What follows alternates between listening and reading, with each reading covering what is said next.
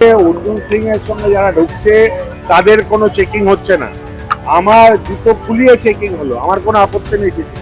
অথচ অর্জুন সিং এর সঙ্গে তার সিকিউরিটি ঢুকে যাচ্ছে, অর্জুন সিং এর সঙ্গে সিকিউরিটির সঙ্গে ফোন থাকছে, ক্যামেরা থাকছে, তাদেরকে কেউ কিছু বলছে না। অথচ আমাদের বেলায় কড়াকড়ি, আর যদি ফোন ঢোকানো তবে সকলের ফোন ঢুকবে। আজকে সিকিউরিটি ফোন ঢুকলো, কাউকে আটকালো না, আজকে কেউ তাকে অ্যারেস্ট করলো না। আজকে বলার পর সে দৌড়ে দৌড়ে বেরিয়ে যাচ্ছে, কেউ একবারও এই আমার কাউন্টিং রুমে ভেতরে বেলা ঢুকে গেল ফোন নিয়ে এবং বাইরে বেরিয়ে গেল, কেউ আটকালো না। এটা কি এক পেশে? আমি পুলিশকে বললাম, আমি এখানে সিআরপিএফ কে বললাম, যারা আধিকারিক আছে তাদের বললাম, কারোর কোনো ভূক্ষেপ নেই। উল্টে আমাকে বললো তার নাকি অ্যালাউ আছে। এটা হাউ ইজ ইট পসিবল? আমি ধিক্কার চাই, নিশ্চিতভাবে চক্রান্ত।